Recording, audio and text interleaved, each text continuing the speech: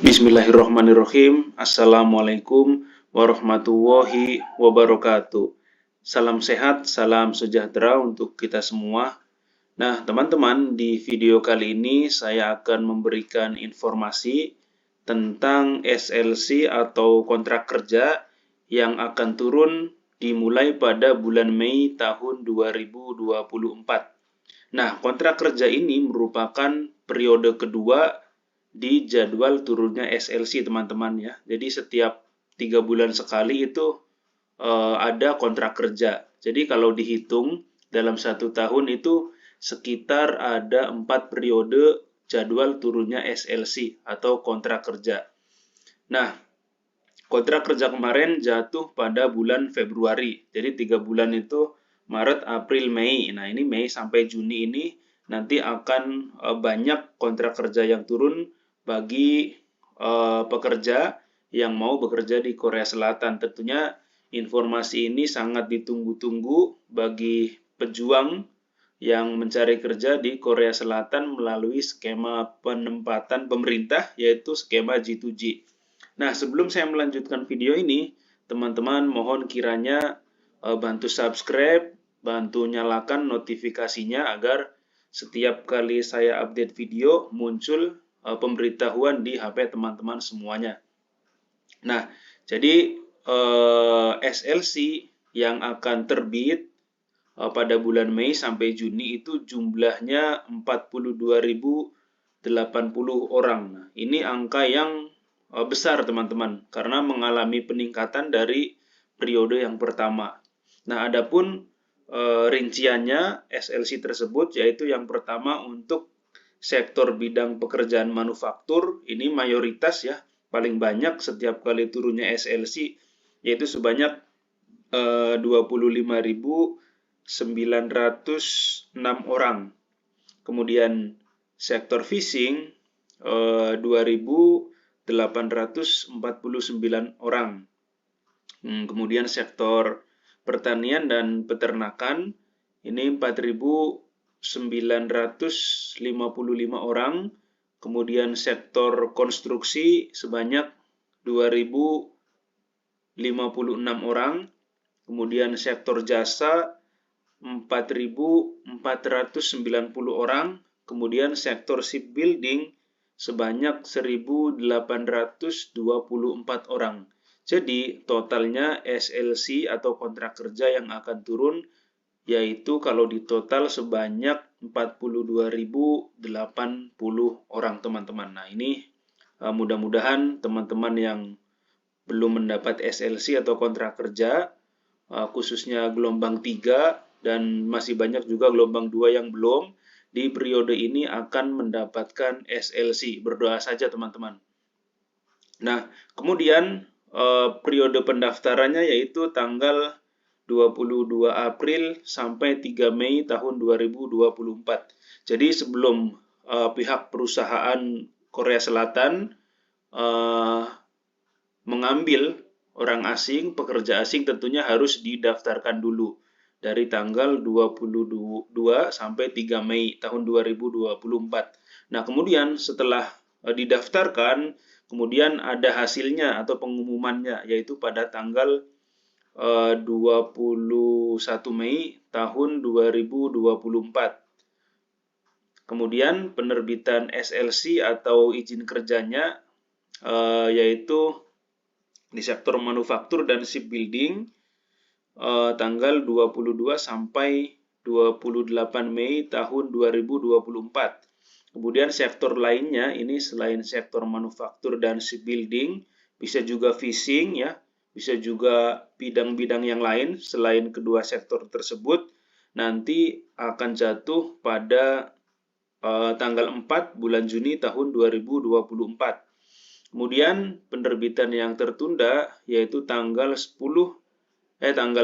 sampai 10 Juni tahun 2024. Jadi setelah pengumuman hasil, mungkin juga kuota yang diberikan dari HRD Korea di perusahaan tersebut bisa mengambil berapa orang untuk pekerja asing, nanti sehari setelahnya baru penerbitan SLC atau izin kerjanya, yaitu pada tanggal 22 sampai 28 Mei ya, hanya 1 minggu waktunya. Nah, kemudian for your information bahwa SLC di bulan Mei ini mengalami peningkatan teman-teman. Jadi kalau bulan Februari itu total SLC yang turun 34.465 orang, sedangkan di bulan Mei ini 42.080 orang. Jadi peningkatannya ada 7.615 orang ya. Jadi meningkat 7.615 orang. Dan ini kuota untuk 16 negara untuk peserta ujian EPS topik yang mau mengirimkan tenaga kerjanya ke Korea Selatan. Jadi kuota 42.000 ini bukan hanya untuk Indonesia teman-teman ya. Jadi dibagi-bagi kuotanya. Jadi sama negara lain juga, Vietnam, terus Uzbekistan, dan lain-lain. Pokoknya ada 16 negara yang bisa mengirimkan tenaga kerja di Korea Selatan termasuk Indonesia. Nah, kalau dilihat dari angkanya ya, di SLC bulan Februari itu saya hitung kurang lebih ada 2.000 orang. Ini naik turun juga paling angkanya sedikit dari 2.000 orang ini. Teman-teman bisa cek, bisa lihat video saya di info SLC periode pertama di bulan Februari ya. Nah, saya sudah hitung itu kalau tidak salah manufaktur itu 1.500 lebih, kemudian untuk fishingnya 300 lebih. Jadi kalau ditambah sama SLC harian itu sekitar 2.000 orang teman-teman. Jadi kalau dalam 1 tahun 2.000 selama 4 kali berarti 8.000 orang. Tetapi tidak mungkin 2.000 teman-teman. Kalau menurut saya SLC yang akan turun di bulan Mei ini. Karena ada tambahan kuota ya. Nah, dari 34.000 ke 42.000. Tentunya Indonesia juga akan mendapat lebihan SLC tersebut ya. Jadi mungkin angkanya 2.500 ya, saya harap bisa mencapai 3.000 SLC yang akan turun di bulan Mei sampai dengan bulan Juni teman-teman ya. Jadi berdoa saja khususnya gelombang 3 karena bulan Februari itu sangat sedikit yang turun di gelombang 3 untuk SLC-nya. Yang mudah-mudahan di bulan Mei sampai Juni ini banyak yang turun sehingga data di dalam roster HRD Korea Selatan semakin sedikit dan semakin banyak teman-teman yang bisa bekerja di Korea Selatan. Nah, teman-teman, jadi sengaja saya pasang thumbnail seperti itu ya. Ada gambar Coach Sintayong, ada gambar Megawati supaya lebih menarik ya. Ini mohon simak videonya agar tidak terjadi gagal paham ya. Jadi apa sih hubungannya Indonesia dengan Korea Selatan ya? Ya selama ini ya, selama Presiden Joko Widodo memimpin 2 periode sebagai Presiden Republik Indonesia, kemudian hubungannya itu sangat harmonis dengan Korea Selatan. Sangat baik, sangat romantis kalau orang lagi pacaran ya. Jadi kalau hubungannya harmonis, hubungannya romantis, itu teman-teman segala sesuatu urusan kenegaraan di kedua negara tersebut bisa dipastikan berjalan dengan lancar teman-teman. Presiden Jokowi juga sering ke Korea Selatan, begitu juga Presiden Korea Selatan.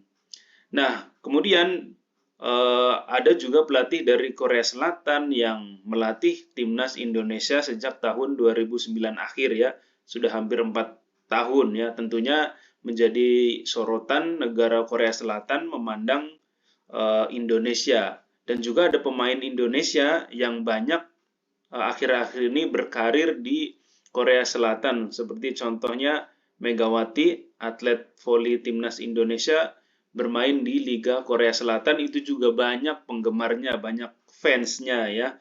Jadi Atas dasar itulah negara Korea Selatan memandang Indonesia sebagai prioritas marketnya.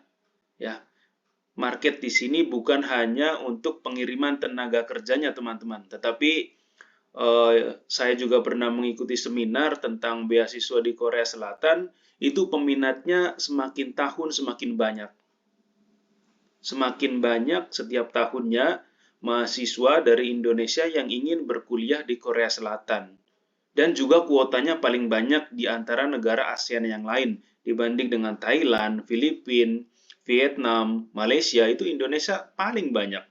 Pun juga sama, pengiriman tenaga kerja juga sama ya. Indonesia merupakan negara paling banyak di Asia Tenggara yang bisa mengirimkan tenaga kerjanya di Korea Selatan. Ya, itu atas dasar apa? Atas dasar Korea Selatan memandang Indonesia adalah sebagai market atau pasarnya ya. Karena setiap kali orang Korea Selatan datang ke Indonesia disambut dengan baik, diberikan pelayanan dengan baik, begitupun orang Indonesia teman-teman ya. Jadi ini sebatas apa ya? Ya berbeda dengan informasi SLC ya, tetapi memang ada kaitannya. Kaitannya yaitu ya kedua orang tersebut baik Sintayong maupun Megawati membawa pengaruh bagi negaranya masing-masing ya. Coba bayangkan Red Spark, klub Megawati, sebelum Megawati datang ke Korea Selatan main di sana itu followernya hanya beberapa ya, tapi setelah Megawati datang, nah baru berbondong-bondong warga Indonesia ikut memfollow dan mengikuti, baik itu di Instagram maupun di YouTube. Jam tayangnya pun meningkat.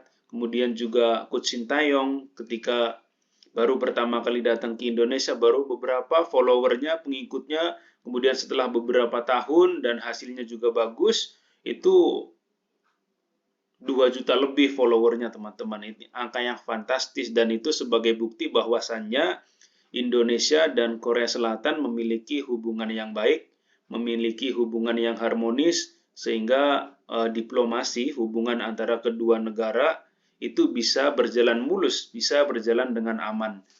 Nah, mungkin itu saja teman-teman video dari saya. Terima kasih sudah menonton dari awal sampai akhir. Sekali lagi kalau memang dirasa informasi ini bermanfaat, mohon kiranya teman-teman yang menonton, mendengar video ini bantu subscribe.